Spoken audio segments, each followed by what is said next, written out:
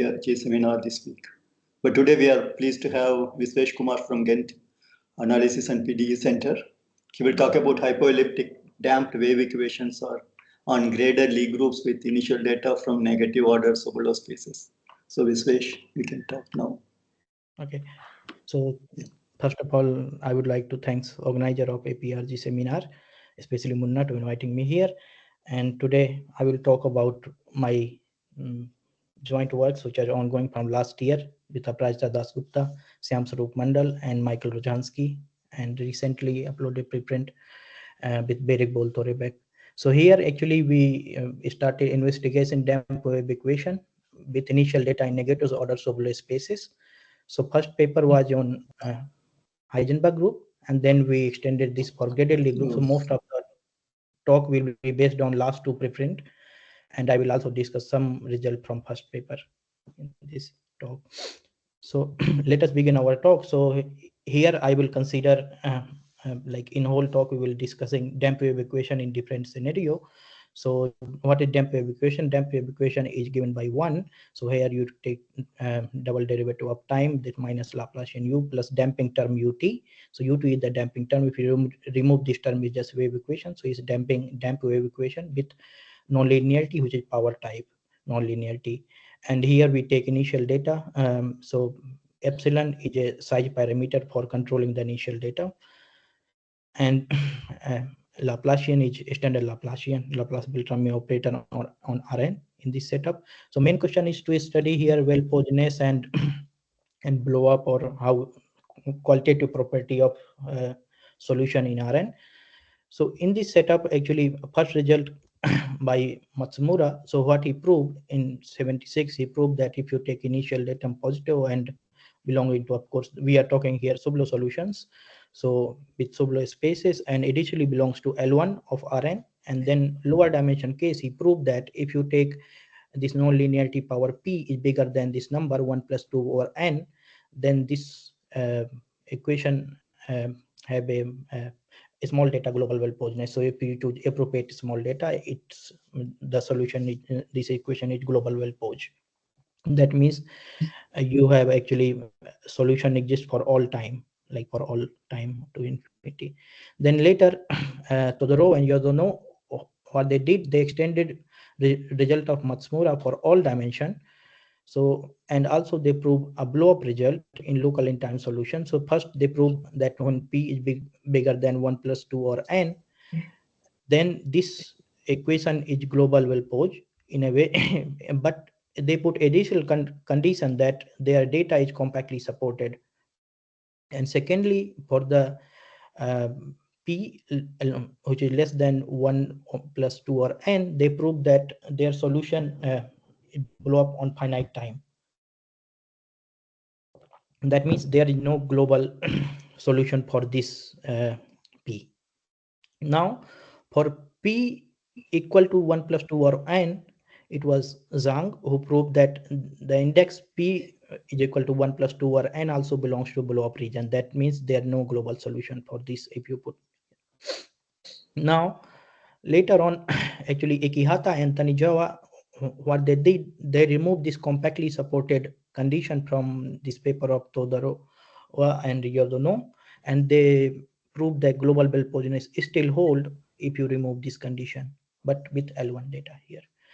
So you see that this exponent 1 plus 2 or n play a very important role, and actually is divide the behavior of the solution. So it's called critical exponent, and this critical exponent will be very important for us in this setup.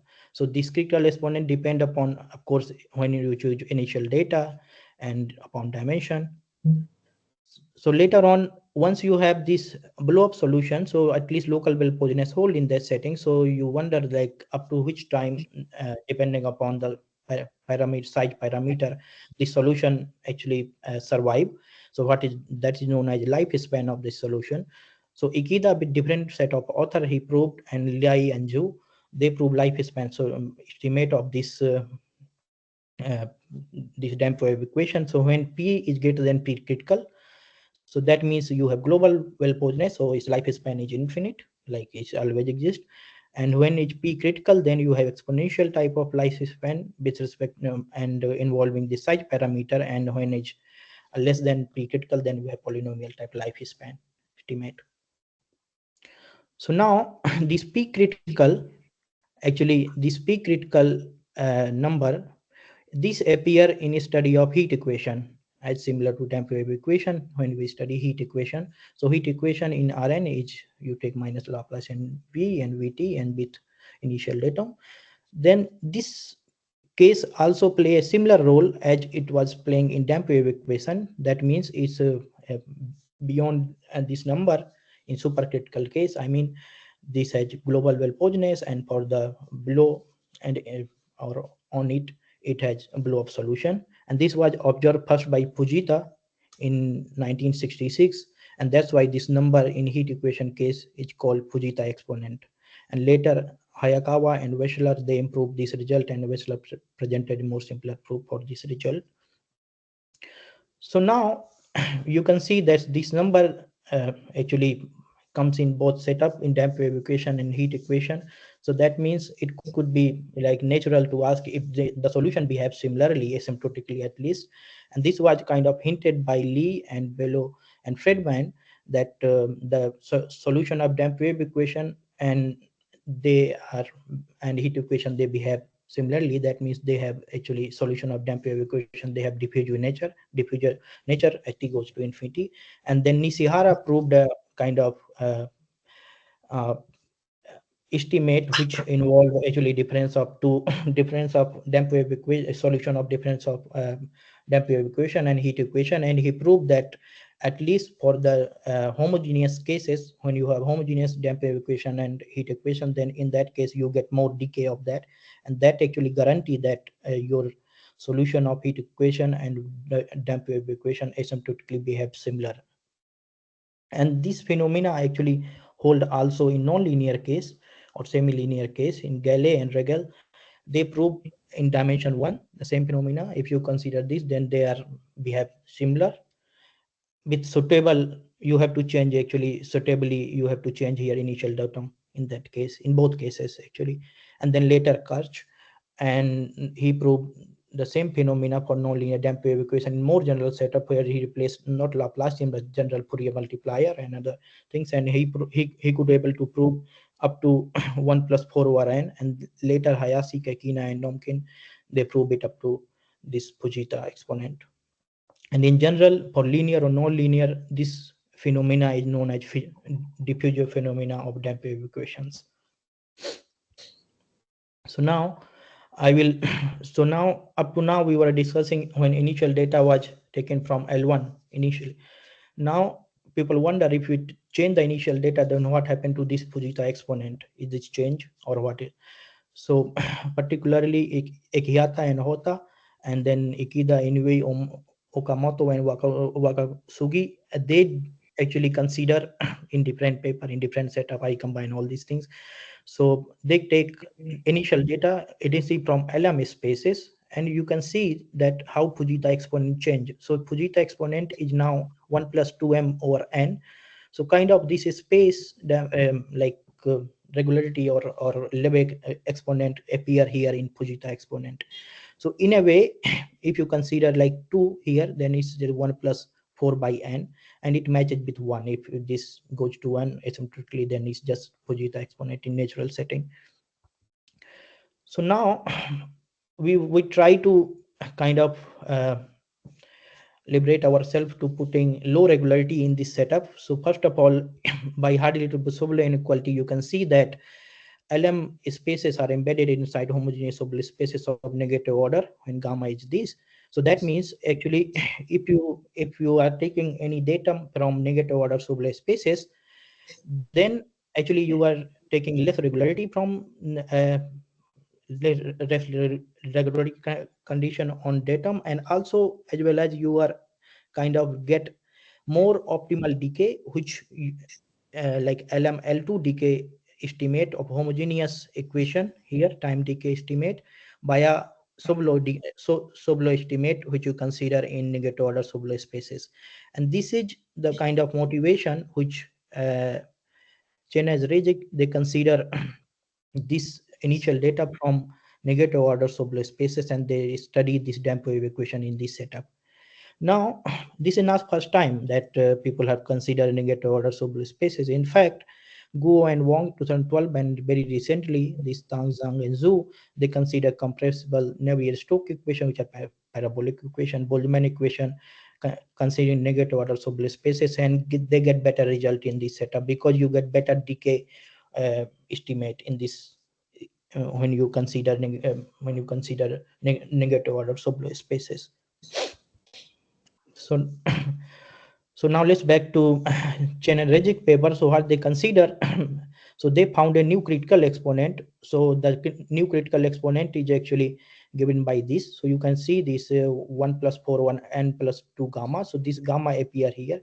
So you can see that this exponent is actually less than the when we consider any suppose L2 estimate, L2 or L1 datum, and that is because we get very good decay estimate. So that means what they prove that if p greater than this critical exponent, they prove that this admit a global time solution for a small data, and for subcritical case, that means it's lower than critical case, they prove the solution of this equation blow up in finite time. That means there exists a time t such that this holds, that is a solution blow with when time approaches this finite time.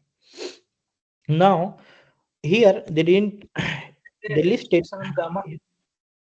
yeah, Why there is a restriction on gamma, this 0 to n by 2?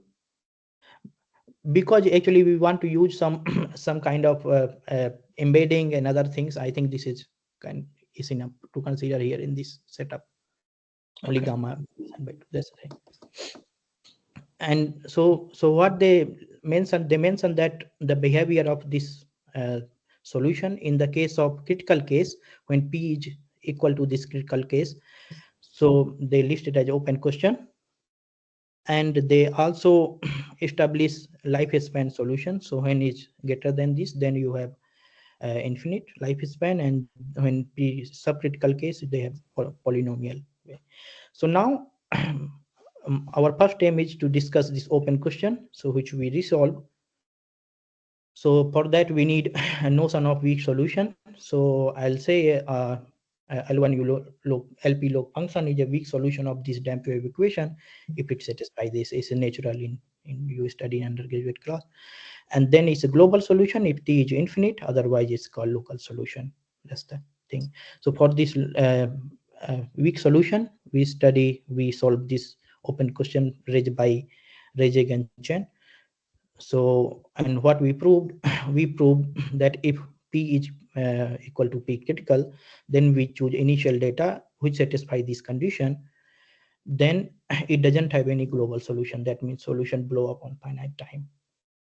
And this, for this actually we use test function method by Meditiri and Pocho or other people. So main thing is to choose the suitable test function. So that's the main task. Like you have to find a suitable test function to test it and then get it. So mostly proof by contradiction. But to choose this, of course, Chen and Rejig also proved this by test function method for subcritical case. But in our case, we have to find an appropriate test function and then get this result done. So that is the first result in our setup. So now here I will summarize this somehow. So for the low dimension case, so now with our resolution of this question posed by Chen and Rejig, so what we get for low dimension case, we know behavior of the solution completely, like from up to critical case is a blow up, and for beyond supercritical case is just global well-posedness. For the n high dimension case where n up to, for example, 3 4 5 6, then up to this line, I mean from the blue region, we have blow up case, and for this pink region we have global well-posedness for small data. But this empty triangle, we don't know the behavior because of some technical condition here. Gamma tilde is always less than a kind of 2, and also this gamma tilde is depending upon this dimension only. This is constant or actually positive root of one quadratic polynomial, which I'll show later, like what is that exactly when I discuss our result in graded Lie group setting. So now let's move to our main setup. So in this talk, our main objective is to study a damp wave equation associated with a Rockland operator R and with power type nonlinearity, and on a group which is in this case is considered to be graded, an initial datum taken from homogeneous Sobolev spaces of negative order defined on graded Lie group with respect to Rockland operator. So this is main purpose.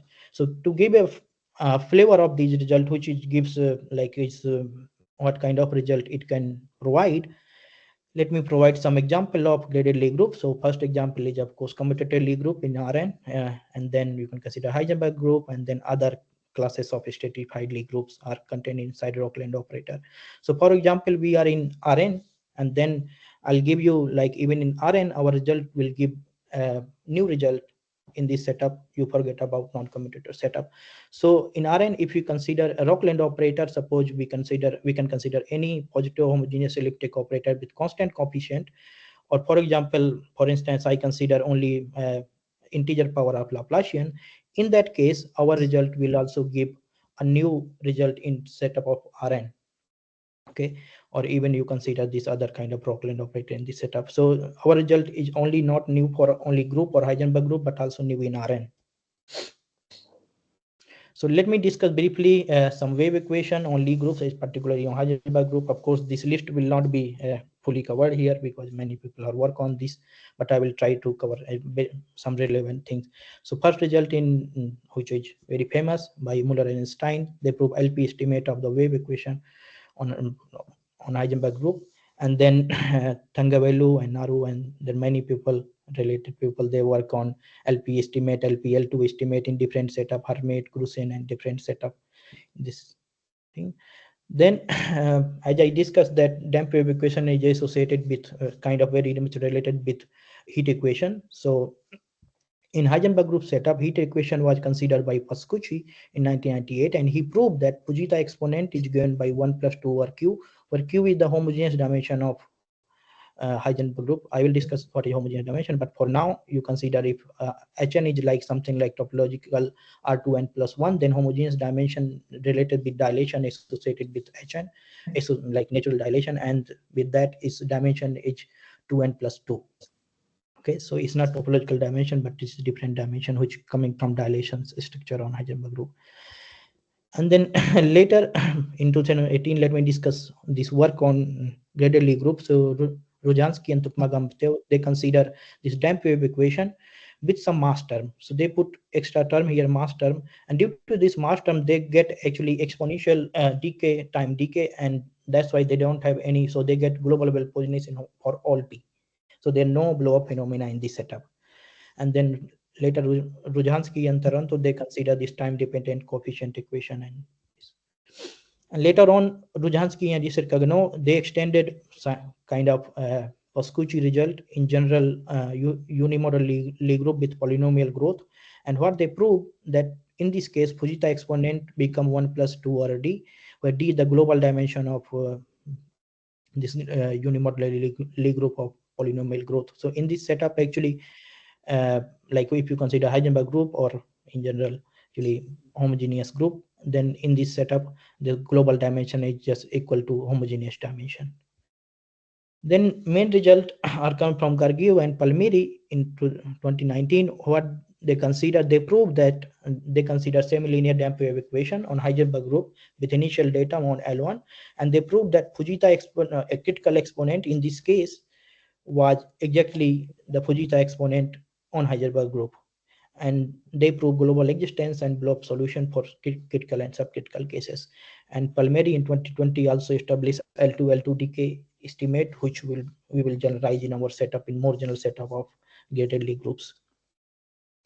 So now let me discuss what is homogeneous Lie groups. So a connected simply connected Lie group with homogeneous dimension n, with topological dimension n is called homogeneous Lie group if the Lie algebra, which we can actually identify with Rn because it's finite dimensional Lie algebra, and then it endowed with a family of dilation which are nothing but vector space automorphism on G, satisfying that this would be of this form with some diagonal matrix this and its respectively bracket condition.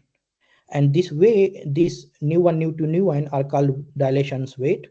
And indeed, the homogeneous dimension of a homogeneous group is the trace of this matrix, that is the sum of these dilation weight. In general, you can find all the information about homogeneous Lie group in this classical book of Holland and Stein.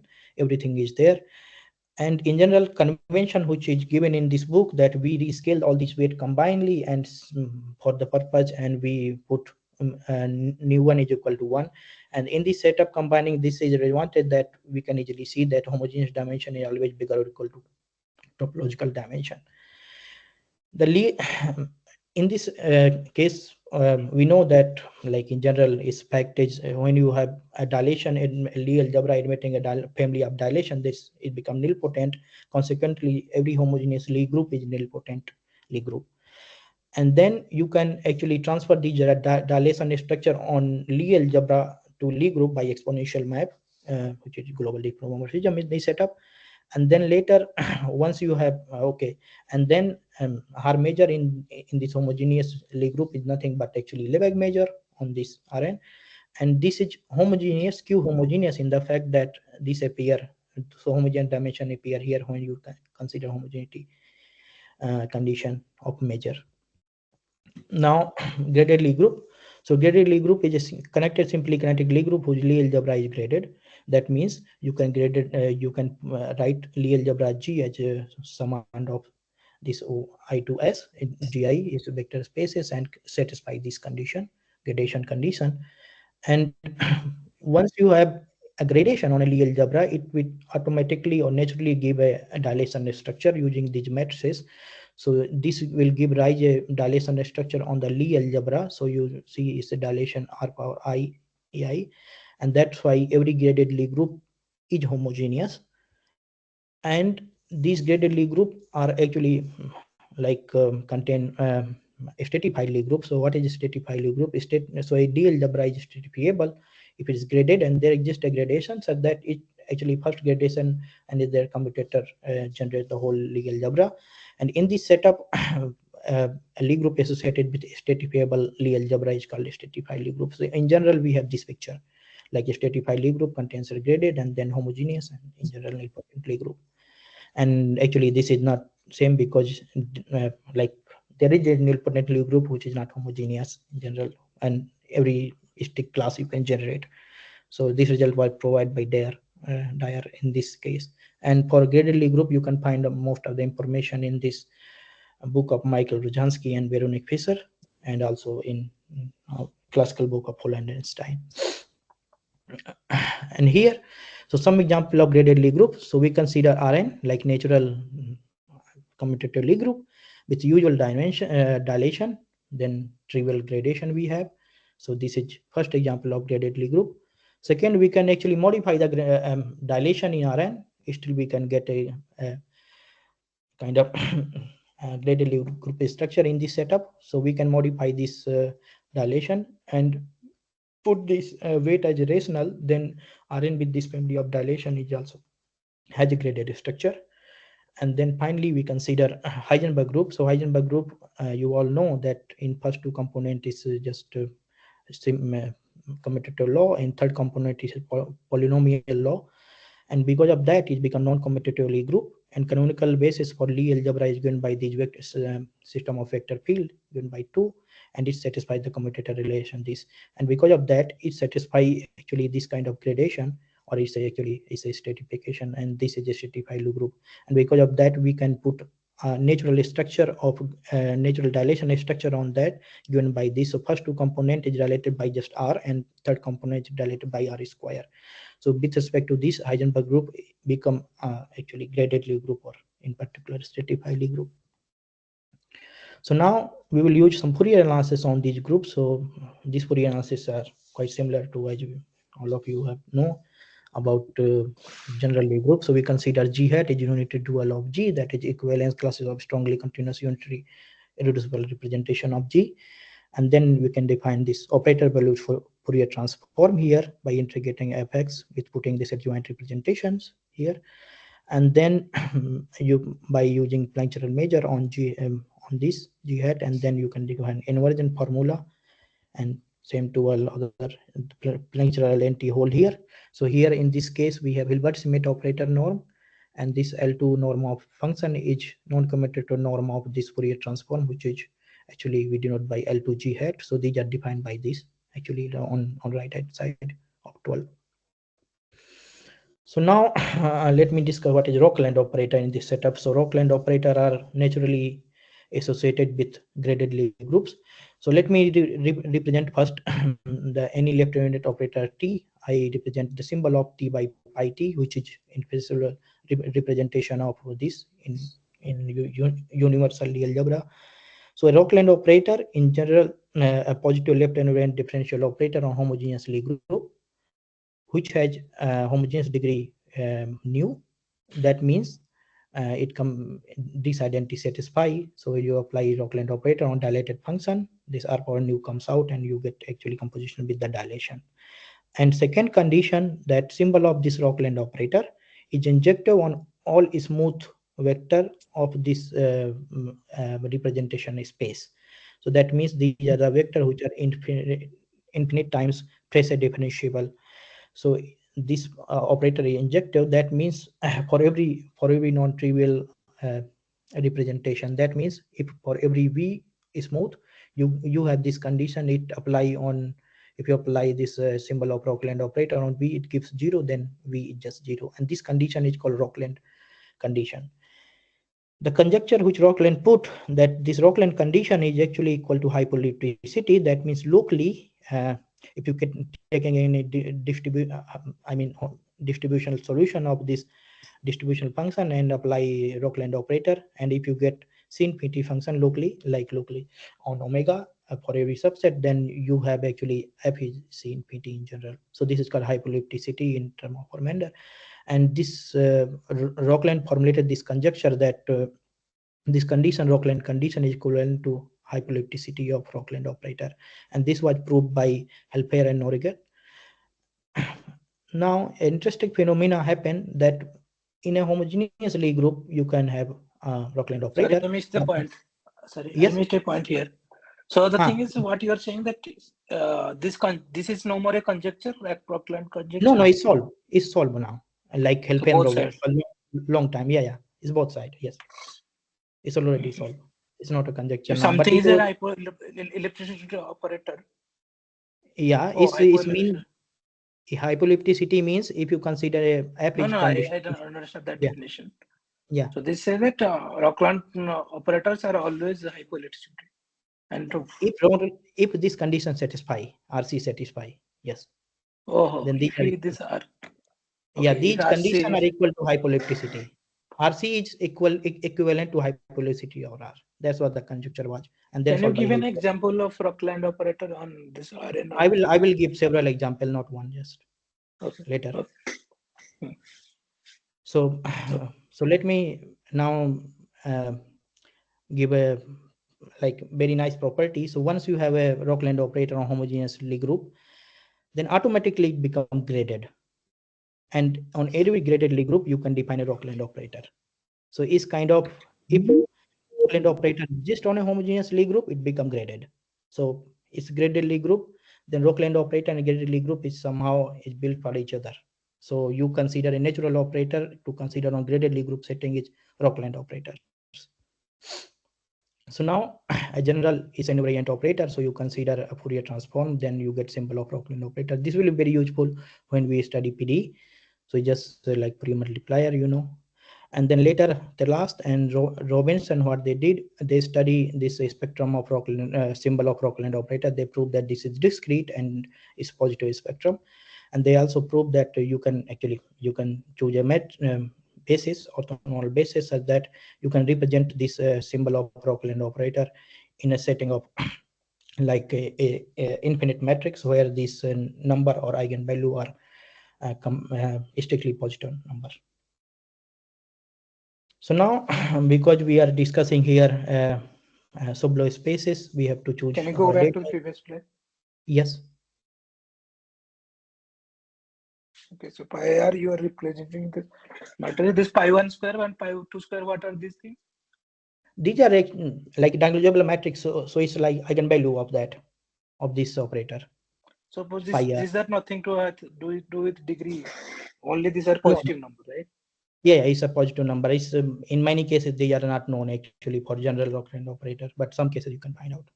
That's the thing. Okay. Yeah. So for inhomogeneous, so let me define Sobolev spaces. Sobolev spaces are defined similarly to as in Rn or any other group cases. So here you consider inhomogeneous Sobolev spaces are defined like this. And for homogeneous Sobolev spaces, I put here LP because we need these kind of Sobolev spaces later on. So I'll put here LP Sobolev spaces. So these could also define homogeneous Sobolev spaces. So you can notice that I didn't put here anything because it's defined by Rockland operator. You can actually change the Rockland operator on graded Lie group, and you may be wondering that Sobolev space change. So you should put actually kind of here Rockland operator, that it depend upon Rockland operator. But nicely, it's a nice behavior which Fisher and Ruzhansky, they proved that the Sobolev space are independent of choice of Rockland operator. So you consider a graded Lie group, you put a dilation structure, you can choose any Rockland operator and the Sobolev space are independent of that. So that's why we don't need to put actually a Sobolev space here. Now we need two kind of identity which were proved by Fisher and Ruzhansky, and also in this paper by Ruzhansky and Topmagamoto. First is hard equal Sobolev inequality, which actually said the MEDEG of Sobolev spaces inside this LQ, considering that this satisfy.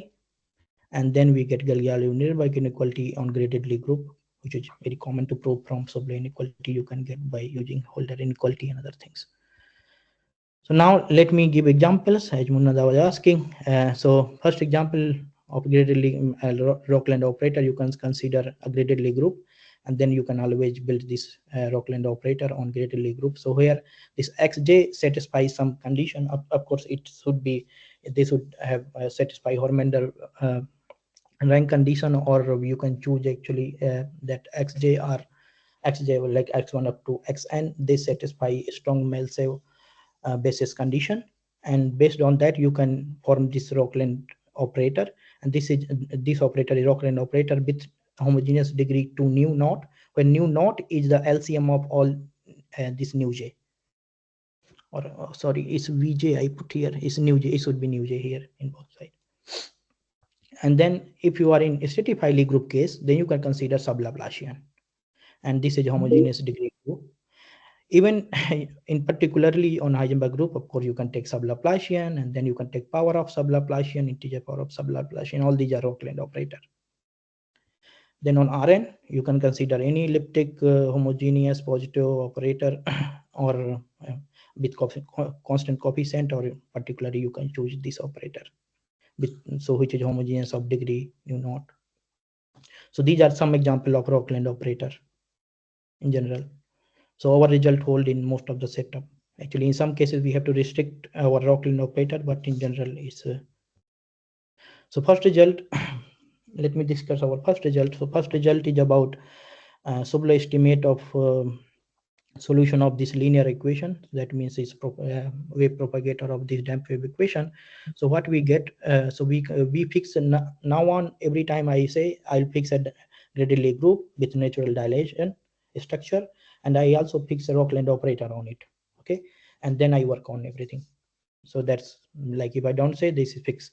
So once you choose initial data, then the solution of this linear Cauchy problem has this decay estimate. So here you can see that this homogeneity of this operator comes in decay estimate, and also this negative gamma is coming here, which is exponent of this negative order Sobolev spaces. So in general, what we get. Can I just go back to the previous page? Yes. This nu is 2 nu naught. Nu naught is the, you said that is the LCM. LCM of. Yes.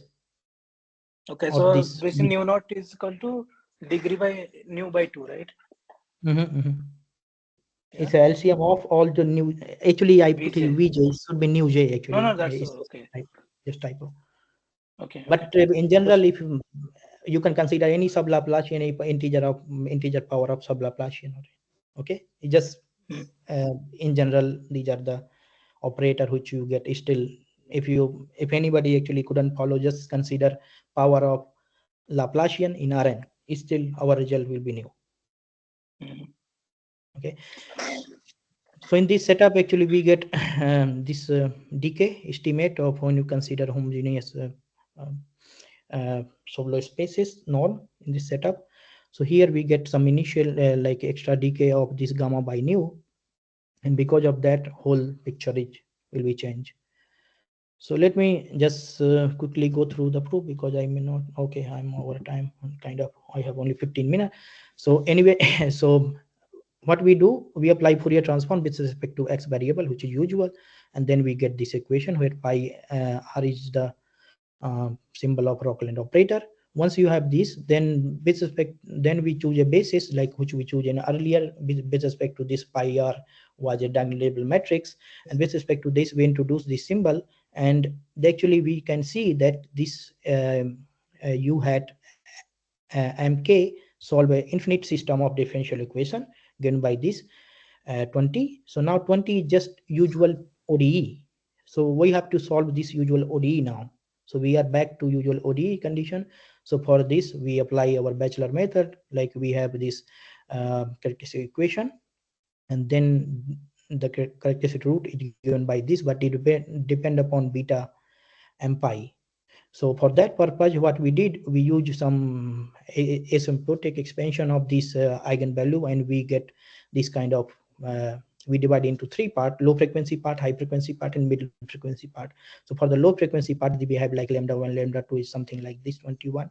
And middle frequency part is 23. That we just, because these are now bounded, so we have to just know that the real part of eigenvalue are negative or positive. That would be enough. For the high frequency part is we get imaginary part also here. And once we have that, then we can write down the solution of homogeneous system like this, where k1, k0, and k1 are given by this. Just you have to put initial condition like usual method, and then you can find out this. And then by putting all these asymptotic exponent of this lambda 1, lambda 2, we can get this, and same for k1. And then what we do, we need to find out point-wise estimate of these kernels. Okay, so what we so by some analysis, actually you can find out that for the low frequency part, our kernel estimate for k0 is given by first one, and then for the middle frequency it's exponential decay, and for the high frequency also you get exponential decay. For the k1 you get this kind of point-wise estimate given in 30. Then using this point-wise estimate, we will estimate the Sobolev estimate. So to estimate this solution, we just put that expression of the solution, and then we take this norm using Fourier transform or puncture identity, and then actually estimating this, expanding this Hilbert-Smith norm using this orthonormal basis, we can get this I1 plus I2, where I1, I2 is given by this. So once we estimate I1 and I2, then we estimated this solution of homogeneous in homogeneous norm. And then for I1 and I2, you have to work out a little bit calculation and some manipulation on this thing. And for I1, IK, and I2, you get, for low frequency range, you get polynomial decay. And for the high frequency range, you get exponential decay. And for the middle frequency also, you get exponential decay. So when you combine all these, then you ultimately get polynomial decay of the solution. And that's the kind of proof. So now let me discuss nonlinear part of this. So for that we discuss, because we use Banach fixed point theorem, we introduce mild solution. So what is mild solution for this setting? So if you can consider this inhomogeneous equation given by 38, which is Dampier equation with homogeneity like nonlinearity f, then by Duhamel principle you can write this solution. You can write like this: ut is u naught, this convolution, group convolution e naught, where e naught is and e1 is are propagator of this equation, like on homogeneous cases, with initial datum taken from u naught is Dirac delta at 0, and this is 0 and Dirac delta u1. So by Duhamel principle, you can write any solution of this equation like ux this form. And to introduce the mild solution will be kind of, if you consider this integral equation, this will be kind of fixed point of this integral equation. So a u is a mild solution of this equation if use a fixed point of this integral operator given by this, which is nothing but this right hand side part of this equation, and which space we have to choose a appropriate space for that. So we consider this Banach space considering by equipped with energy spaces, which is given by 40. And this is coming from, actually this motivation coming from the our initial datum, our linear estimates. So for this mild solution, we prove our global well-Poisonous result. So global well-Poisonous is a bit involved because we have so many things. So for S between 0 and 1, and then gamma is from 0 to q by 2. So here we can see this P is between q or q minus 2, and then P is bigger than this number. So when it's gamma is less or equal to gamma prime, then this number is P is critical. So which we put earlier that we get this kind of, we name this number as P critical, and then gamma is greater than gamma tilde, then we have this number where gamma tilde is quadratic root of positive quadratic root of this second degree polynomial. So that means it's just equal to this, which depend upon homogeneous dimension plus homogeneous dimension and the homogeneous degree of the Rockland operator. So in this setting, what we get for this condition on P, that our damp wave equation is global well-Poisonous, and you can get a unique solution on this solution space. And moreover, we can still estimate solution of this non-linear equation, and we get this time decay, which is same as linear.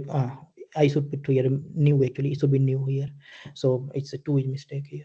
So the time decay are same as linear estimate, so we don't get any kind of loss of time decay when you consider non-linear equation. So now let me give a, I cannot present here proof, but I can tell you what we use. So we use first group Fourier transform, we use Sobolev estimate as I showed you earlier for linear Cauchy problem or homogeneous one. Then we use some Hardy-Littlewood Sobolev inequality and Garial-Heisenberg inequality to track the non-linearity part, and then finally we have to use Banach fixed point theorem in appropriate energy spaces where we want. Then this condition which we put on P is because of we are using the Galiardo-Heisenberg inequality. So this is not a problem because usually the solution behavior actually vary at around the critical point. So even you know that up to some range beyond this critical point, if solution exists, that means it exists for all. There's no problem in that, but this is just technical condition. And now let me give some admissible range of this P, because here you can see that P is kind of bit complicated. So you may be wondering like for which P it hold, because it depends upon gamma prime and gamma. So for some appropriate range, so when you can consider Q is 1 and 2, in that setup, you can take actually any P between anything like here, P between Q minus S, and this hold for every. So in this setup, we don't get this gamma tilde. And when Q is 3 or 4, for example, in Heisenberg group case, like first Heisenberg group case where Q is 4, then you can choose P between this and this range. It depends upon gamma tilde. And I will put later, I will show a table for that. So now we'll go back to, so first we have supercritical range, we prove global well-Poisonous. Now we are in subcritical range. So for the subcritical range, we will prove blow up of solution. But for that, we have to choose an appropriate, like a particular class of Rockland operator, which is very natural and greatly group setting. So we fix a Rockland operator like this in this setup. And for this Rockland operator, we prove the blow up result in subcritical case. We have to choose this because of we want to use test function method, and for that actually we need some explicit form of the Rockland operator. A general abstract Rockland operator doesn't work in that setup. So for the subcritical case, we have this condition on data where this mod X is actually homogeneous. Any homogeneous norm you can take on graded Lie group. So homogeneous Cauchy norm, actually I didn't put the definition of homogeneous Cauchy norm. It's a homogeneous, and Cauchy norm means it satisfies triangle inequality with some constant. And then actually we prove that there are no global solution for this damp wave equation in this setup. And so I summarize here all these three for particular choice of q and nu. So we consider q1 or 2. So in this setup is just commutative, so up to 3 is just commutative group, so it's just Rn up to dimension, homogeneous dimension 3. So in this setup you can take any operator, like any Rockland operator, which has homogeneous degree greater or equal to 2. So you can choose, for example, power of Laplacian, any power of Laplacian, and in that setup, at least in low dimension, you can get global existence beyond this critical point, critical exponent, which is given by this, and from that and below for this region. So you get like whole picture except on critical point. For critical point, we don't know exactly, but otherwise you get a global well-posedness and existence for all region for any power of sub-Laplacian. First is that in Rn, in R1 and R2. In R3, we have to choose our only, we can only choose Laplacian. That's restriction from those, condition on P. In that setup also, so when your gamma is between gamma tilde, then and in this setup you get global well-posedness up to and below up for this critical point. But beyond that gamma tilde, there is some left area in that case. When you are in Heisenberg group, suppose in first Heisenberg group, sorry, not here, it's in R3 actually, you can take this 4 also. So in R3 you can also take 4, and then in this setup you can get this result. In first Heisenberg group, when Q is 4, or in more general gradedly group where homogeneous dimension is different up to 6, then you have to choose only Laplacian and you get this result. So this is some some particular cases of our result I explained here. I'll put a picture here which represent only for nu is equal to 2, because when you choose nu, you change nu, then this picture will change. But anyway, it gives a flavor that for q is equal to 1 and 2 we have this picture, and where this critical exponent is not still open, like we didn't prove on critical case. So when p is equal to p critical, we don't know yet. So for q is equal to 3, 4, 5, 6, this triangle region is still open, like is technical condition. I don't know how to fill this. And then we also estimated lifespan estimate for weak solution. So what is the lifespan? So it's a supremum over T, but there exists a local unique in time solution for Cauchy problem, which is inhomogeneous Cauchy problem for fixed parameter, size parameter. So for here for TW epsilon and TM epsilon represent lifespan solution for weak and mild solution, which is mild solution also weak solution. So we'll finally use that. So for the upper bound of for the lower bound of time is lifespan solution, so we choose here s is equal to 1. So in that setup, our initial data belongs to A1 class, and we put this condition on P. And in this setup, we prove lower bound of this lifespan solution. And for the upper bound, we do the same, and we prove upper bound of this lifespan solution for weak solution. And once we have, then using that mild solution is also weak solution for this exponent, what we get the lifespan solution. Lifespan is been estimate for solution of dump wave equation. So in subcritical case, we get this polynomial.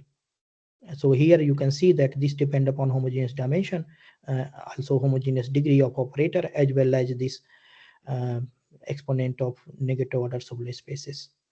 So for P critical is still open. We don't know. Now for the pre-critical case, in general Rockland operator, or for particular class of Rockland operator which we discuss in subcritical case, this is still open. But for at least for Heisenberg group case, so when we consider Heisenberg group, in this setup we prove that this critical case belongs to blow up range.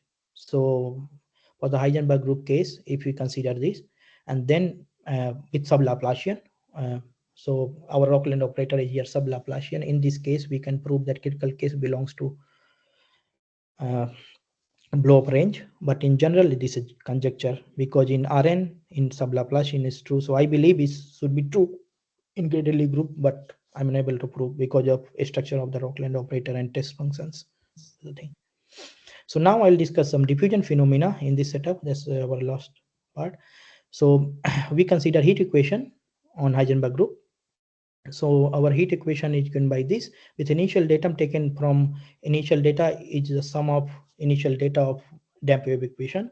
And in that case, what we can prove that if you consider HS estimate of solution of this heat equation or heat propagator, then you get this time decay. And this is exactly same time decay as we were getting for damped wave equation. But so you can see that the time decay are same, but when we subtract, like I discussed earlier by Nishihara, he subtracted this heat equation with the solution of damped wave equation. So we did the same, and for the HS norm of differential of U and W, we get this additional decay of -1, and this confirms the diffusion phenomena in this setup if we take actually initial datum from negative order Sobolev spaces. And that's what all I wanted to tell. Thank you. Thank you very much for a very interesting talk. So, are there some questions? So I have a simple question. This Yes, first in your first slide, you yes. have this 1 plus 2 by n is the critical index, right? Yes, so yeah. How do you get that critical index? You have to actually, first time you have to see up to which part it's global well pose. You when you are estimating linear estimate, and then you are proving this applying some inequality, then you get that up to this range you have global well poseness, and then you try to do if below this is a blow up solution or not. So sometimes you get up to that range or not, or sometimes when it's it depend upon also if you have a scaling, then you can do a scaling of solution and then try to get like Wessler, he do a scaling of solution by some scaling of equation in heat equation case, and then you can get this critical exponent. But usually is you have to guess first like up to which this is global well poseness, and from up to which part you can go like is blow up of solution. So in generally coming from linear estimate actually. Now, by giving some example or counter example or what, I don't really get it. No, for global well poseness, you have to prove well poseness, right? So up to Hello, either you prove for all p. Can you hear me? No. Oh yeah, now here. Yeah. Okay. So for the global well poseness, when you consider global well poseness, then you apply some method, which is whatever method you want to apply. Then you will find that at some p, either it hold for all p, or it hold for up to certain p, right? Like up to certain range, it hold global well poseness. If it hold for all, we are fine for that, right? We don't get any critical exponent. Suppose I put here one more term, mu, with m some mass term, m constant positive, then we don't get any kind of this critical exponent. We get like for all p global well poseness. Then no, because in this setup we get polynomial decay for linear equation, and that's why this appear. So once you have this linear estimate, you apply this to get global well poseness in for nonlinear PD, and in that setup you have to find at p at least some, you get some condition on p.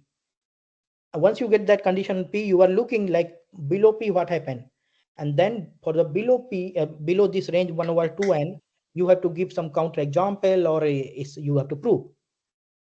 Then maybe people try to prove. If they cannot prove, they establish this is blow up solution. It's natural. And for that, actually, you have to construct some test function. You have to test that with respect to test function, and then apply and prove that by contradiction, actually, that it cannot have global solution for below this range. That's the standard method.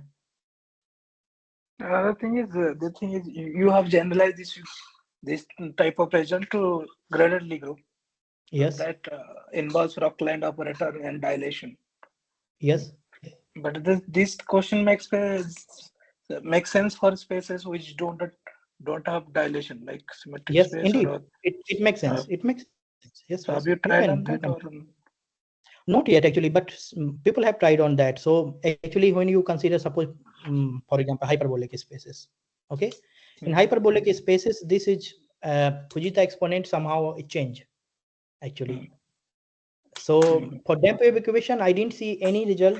Actually, only I study in my one of my paper, but with mass term. So in that setup, we get exponential decay of time. So we get global well poisonous. We don't have any blow like critical exponent. But only for damped wave equation in hyperbolic spaces, I didn't see any result. But for wave equation, suppose then of course it's known. And for heat equation also, Fujita exponent is known in heat equation case. For hyperbolic space. Yes, yes, in hyperbolic spaces, even for general manifold, for of course putting some bounded geometry and this kind of condition.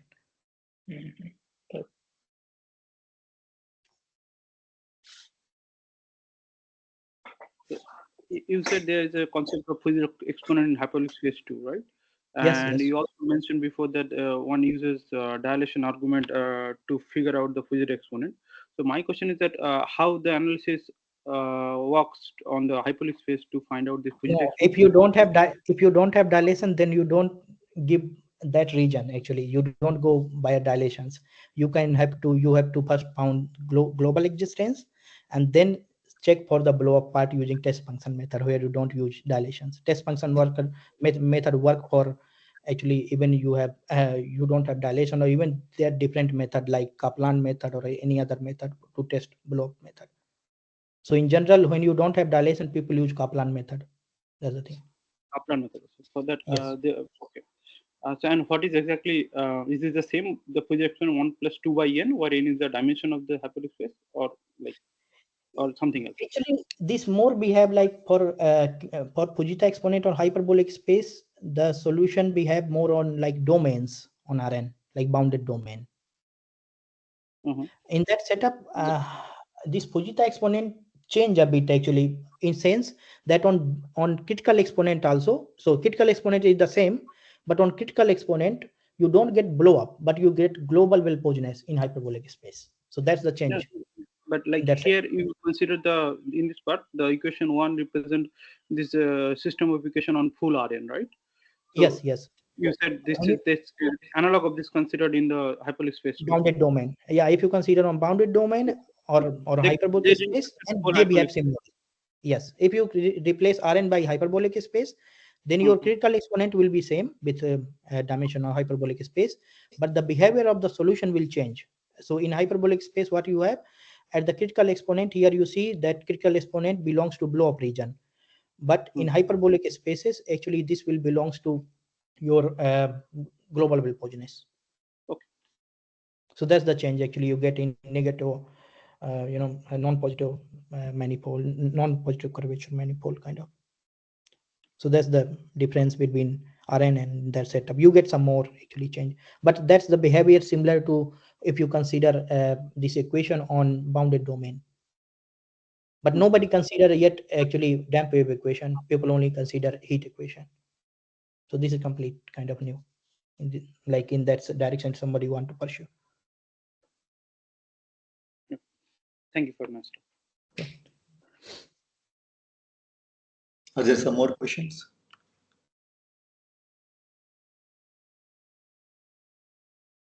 Yeah, if there are no more questions, let's thank Vishvesh once again. Thank you very much. Thank you.